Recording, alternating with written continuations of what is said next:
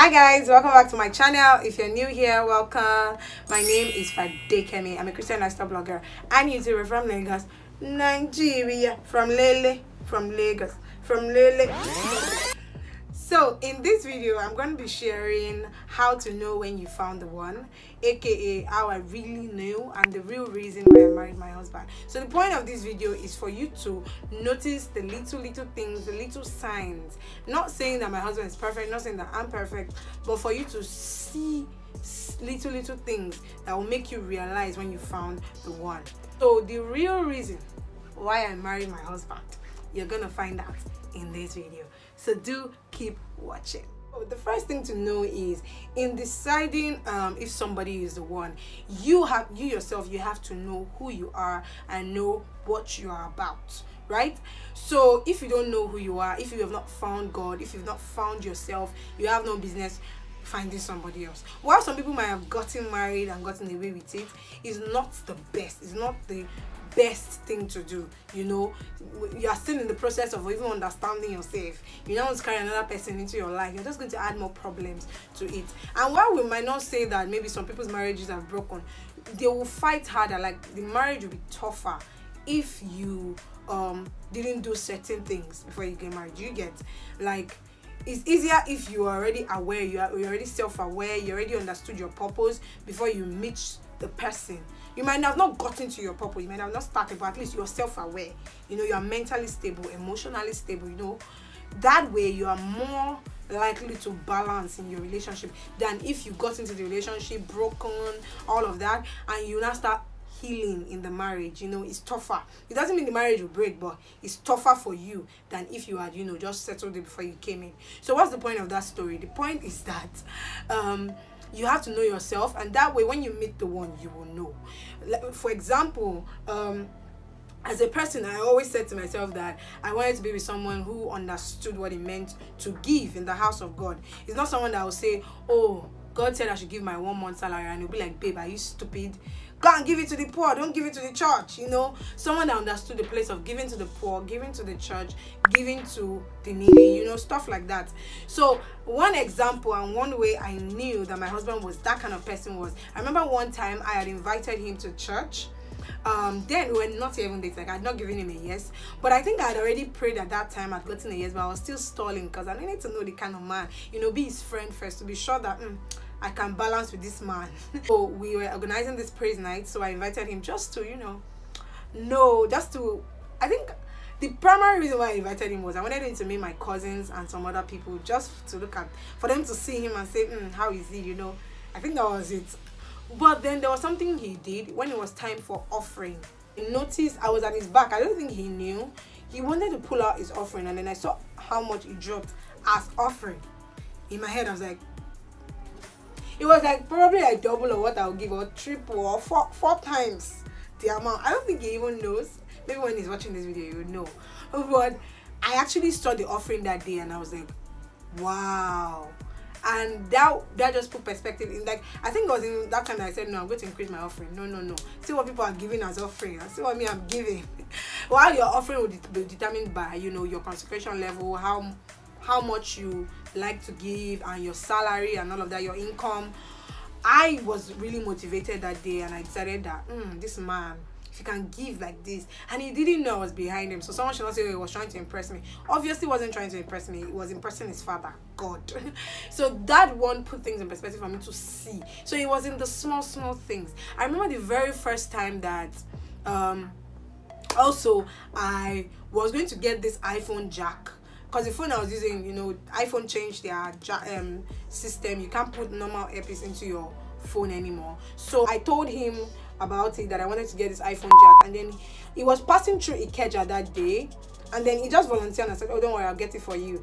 And he got it for me. It was very cheap. It was like 4,000 or 5,000. I wasn't like, oh, okay, send me your account, let me give you the money. I wasn't dating him this time, so I felt the need to give him money so he won't think I'm trying to take advantage of him. And I was like, no, come on, just get out, forget about it. And in my head I was like, of course, I expected you to say that. But it was cute, and it was a kind gesture. So to me, that showed me that he was a kind person. So someone might say, I was still toasting you, that's why. As far as I'm concerned, that was a kind gesture for me. So that just really just triggered it in my head, and I was like, oh. So it's not just in writing it down and asking him, oh, are you caring, are you this? No, you have to see the small thing, and that's what the dating and courting period is for. It's for you to see each other and say, okay, this is what we like in each other, this is what we don't like, this is what we can work on, can I do with this, is this a deal breaker for me? That's why you must know. That's why I said initially that you should know yourself and know what your deal breakers are, so that in the course of courting each other, you'd be able to tell if this person is really the one that you want to marry. Okay.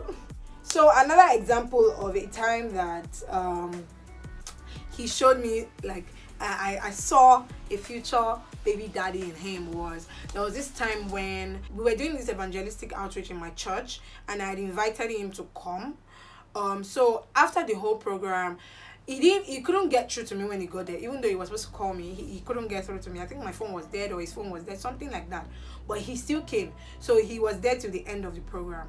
And then they said, all workers, please pack all the chairs. And I was supposed to pack chairs, but I think I packed a little. Then I went to the back and started talking to people.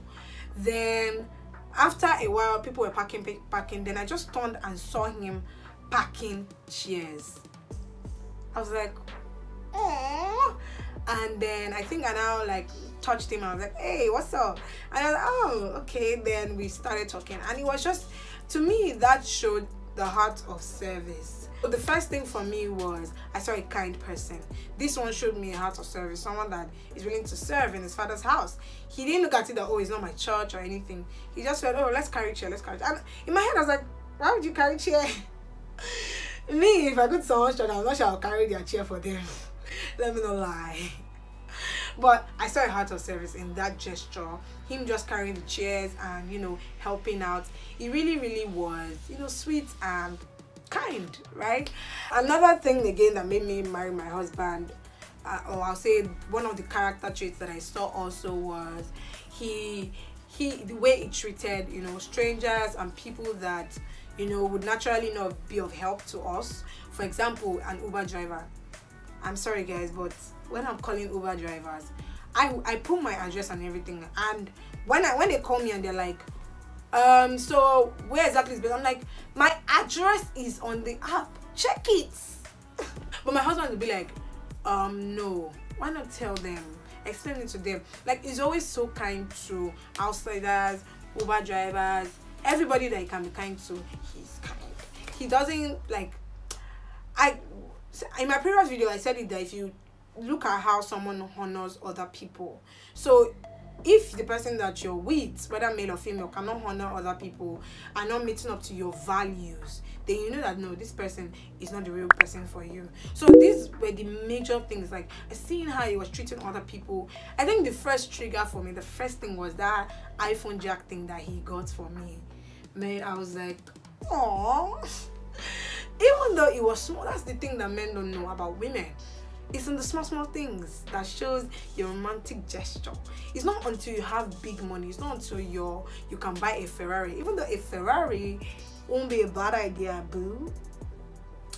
Right? Girl, ladies, tell me, is a Ferrari a bad idea? Comment below and tell me if Ferrari is not a bad idea. She complains about something. She says, oh, my fan stops working. Suddenly she has a electrician in front of her door, and you're like, I sent an electrician to you, let him fix your fan for you. Do you know how touching that is for women?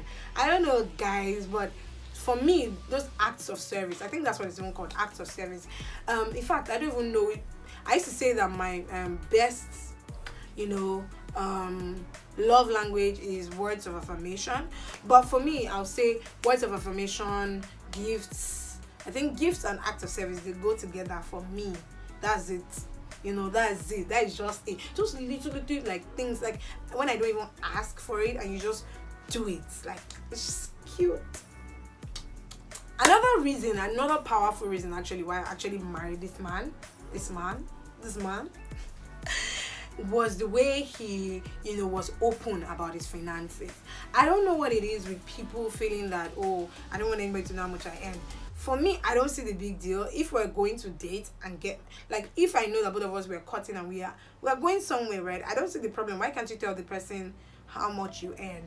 You can even tell the person the range if that's okay for you. I wouldn't have gotten married to someone that I don't know how much he's earning. That doesn't make sense to me.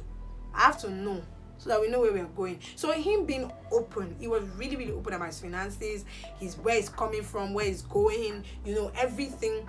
He really, really, you know, pushed me to say, I want to marry this man. Okay.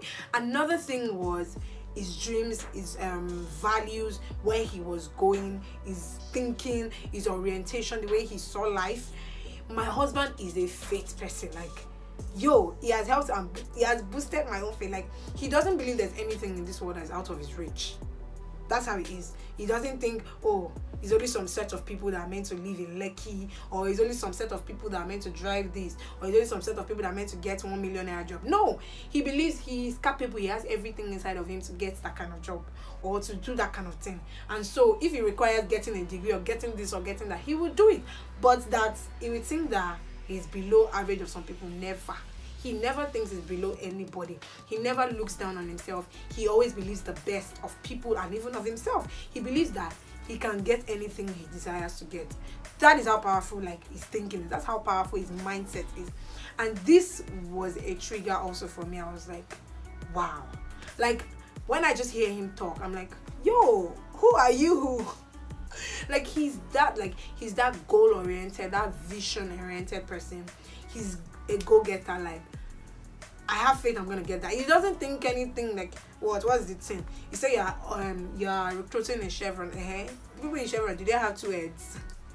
That's how he is. Someone like me, the funny thing is, even though I'm this faith person, initially I wasn't that boost. Like, I didn't have, like, he made me realize that my faith has not even reached. So that's it for me. His mind, I'm in love with his mind. I'm in love with his faith level. I'm in love with how he processes things, how he believes the best of things and the best of people. That's one thing. So I'm in love with how he's friendly to people. You know, I'm in love with his personality, his person, even though he has his own flaws, which I'm not gonna share, you know, because that's not what this video is about. Okay, just joking. But yeah, everybody has their own flaws, but these are the powerful things about him that really just made me say, even if God, okay, let me not say even if, but even if I didn't hear like a clear direction of, yeah, this is the man, or go for him, those reasons were enough, you know, good reasons enough to be with him. Apart from the fact that, I mean, he's a believer, he was on the same wavelength of faith with me. Yes, we believe the same things when it comes to doctrinal issues. Apart from that one, you know, other things, it really was amazing for me. Right, guys? So that basically is how you know the one. So look at the person that you are trying to be with. Does the person, you know, have certain things that you're looking for? How does the person conversate with you? Like, what kind of conversations you guys have? Does the person have that ability to boost you boost your morale? You know, those are the things you should actually check. That way you'll be able to know if the person is for you.